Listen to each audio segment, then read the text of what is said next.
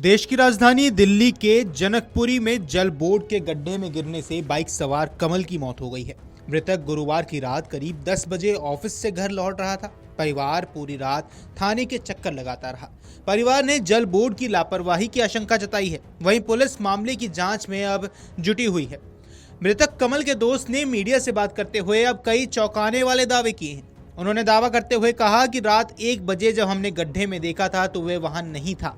हम हर समय इसी सड़क पर थे, लेकिन हमें समझ नहीं आ रहा कि हमारे चेक करने के बाद वो यहाँ कैसे पहुंचा। हमें शक है कि उसकी हत्या की गई है। मेरा दोस्त है, ये दोस्त मेरा भाई रात को तो हम रात को घर से निकले थे। हम 12:30 बजे 11 साढ़े 11 बजे हमारे लड़के से बात हुई थी दोस्त से।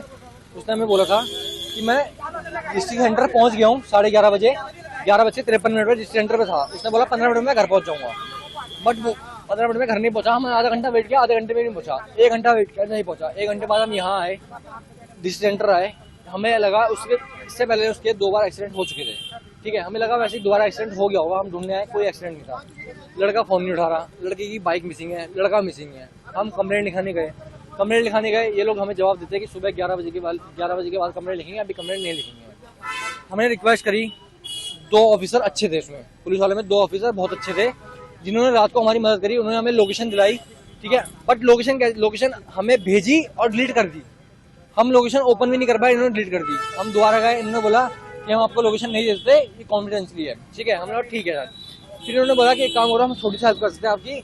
इस एरिया में जाओ, यहाँ के 200 मीटर एरिया में 200 मीटर में आपका फोन रिंग कर रहा है, आप यहीं ढूंढ लीजिए। हम 7 लड़के रात के 12 बजे से लेके सुबह के 7 बजे तक यहाँ पे ढूंढते रहे। ना लड़का मिला, ना फोन मिला, ना बाइक मिली। रात को 1 बजे ना इसके अंदर बाइक मिली, ना लड़का था, ना बाइक थी, ना फोन था इसके अंदर 1 बजे। मुझे ये समझ नहीं आ रहा, 1 बजे से 7 बजे तक तो हम इसी रोड पे थे, तो कैसे ये लड़का इस बंदे तक गिर गया।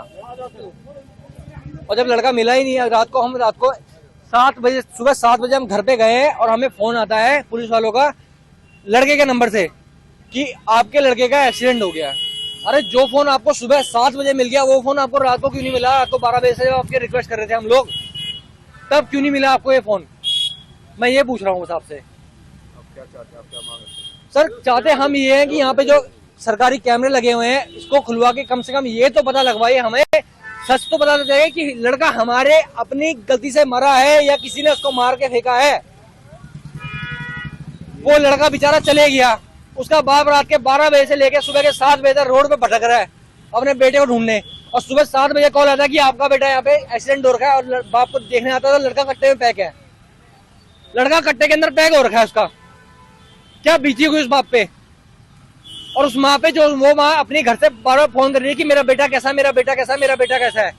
उस माँ को बार-बार हम बोल रहे हैं कि हमने आपका बेटा देखा नहीं है, वो हॉस्पिटल में है अभी, हम उससे हमें मिलने नहीं दे रहे। क्या बोले उस माँ को? क्या एज 25 साल की एज है उस लड़के की। ये रोहिणी सेक्टर 10 में काम करता था, HDFC बैंक के कॉल सेंटर में, और घर आ रहा था सागरपुर। 6 थानों में मैं रिपोर्ट लिखाई, 6 में से किसी भी थाने में रिपोर्ट नहीं लिखी। 24 घंटे का दे रहे कि 24 घंटे बाद हम रिपोर्ट लिखेंगे। 24 घंटे बाद अब क्या लिखोगे रिपोर्ट हमारी? अब तो लड़का चले गया हमारा, क्या रिपोर्ट? हमारा पूरा घर बर्बाद हो गया, क्या करोगे रिपोर्ट? सागरपुर थाने में रिपोर्ट लिखाने गए, वो वहाँ की लेडी ऑफिसर क्या बोल रही है हमारे को कि तुम्हारा एक लौता लड़का नहीं खोया, दुनिया के हजारों लड़के खो रहे दे पड़ते। ये कोई तमीज होती बोलने की? तुम्हारा लड़का होगा, तुम अपनी पहुंच लगाओगे, 1 घंटे में 2 घंटे में तुम अपना लड़का ढूंढ के ले आओगे। एक आम आदमी का लड़का मर गया, उसका कोई तुम्हें फर्क ही नहीं है, और सुबह आधे घंटे में तुम लड़के को उठा के ले गए, यहाँ पे फोटो खींच के ले गए, तुमने ये बैरिकेड लगा दिया, सब कर दिया आधे घंटे के अंदर। रात को अगर ये फुर्ती दिखाते हुए 1 घंटे में लड़का मिल जाता, आज लड़का हमारा हॉस्पिटल में बचा होता। हम बचा तो लेते उस लड़के को कम से कम। आज एक माँ ने अपने बच्चे को 25 साल तक पाल पोस के बड़ा किया, आज उसको क्या मिला? मर गया वो लड़का, इसलिए बड़ा किया था क्या उसको? वहीं मृतक के भाई ने बताया कि रात 1:30 बजे मैंने इस गड्ढे में देखा था, लेकिन उस समय वो वहां नहीं था। हमने कम से कम 6 पुलिस स्टेशनों के चक्कर लगाए, लेकिन कोई मदद नहीं मिली। असिस्टेंट मैनेजर था रोहिणी में, सेक्टर 10 में, बैंक पे HDFC। अच्छा, तो कल वो रात यहाँ से गुजर रहे थे, क्या जानकारी आपको कैसे पता चला? गुमशुदगी को लेकर तो ऐसा पता चले कि 11:53 में मेरी उससे लास्ट बात हुई थी। उसने कहा था कि 10 मिनट में घर आ जाऊंगा। अच्छा, तो मैंने उसको 12:30 में फोन किया। उसका फोन तो पूरा रिंग हो रहा था, बट कोई रिस्पॉन्स नहीं आ रहा था। तो फिर मेरे को थोड़ा हुआ कि दिक्कत थी, मुझे लगा कुछ हो ना गया और रास्ते में, क्योंकि आजकल वैसे दिल्ली में कैसे चल रहे हैं लोगों को गायब होने के। उस केस के चक्कर में फिर मैं बाहर निकला अपने एक दोस्त के साथ। फिर उसके बाद मैं बाहर निकला तो मैंने अपना उसको ढूंढना शुरू किया। फिर मैं थाने गया, सबसे पहले मैं उसके ऑफिस गया रोहिणी में। फिर रोहिणी से मेरे को उनके सर वगैरह का नंबर मिला, मैंने वहाँ से कोऑर्डिनेट शुरू किया कि कैसे कैसे लिंक बनाना। फिर जैसे तैसे मेरे को क्या नाम है, मैं इधर अपने जनकपुरी वाले थाने में आया तो उन्होंने मेरे को उसकी एक लोकेशन निकाल के दी कि इसकी लोकेशन लास्ट यहाँ पे है अवेलेबल। फिर जो अवेलेबल है मैं फिर सामने वाले पार्क में ढूंढते रहे, उन्होंने कि इस पार्क के अंदर है वो। ये लापरवाही है, हादसा थोड़ी है। मेरा भाई इतना पागल थोड़ी कि सामने जान उसके गड्ढे में घुसेगा। पर्दे अभी लगाए गए हैं क्योंकि पर्दों में धूल नहीं है। पर्दा सुबह लगाया गया, पीछे वाला पहले से लगा हुआ था। उसका नाम था कमल तो ध्यानी। क्या ये रास्ता आपको लगता है यहाँ से खुला हुआ था? हाँ हाँ खुला हुआ था बिल्कुल। मैंने रात को पब्लिक खुद के लिए 1:30 हम बजे देख रहे हैं कि ये पूरा जो रोड है यहाँ पे दिल्ली जलपोर्ट का काम चल रहा है।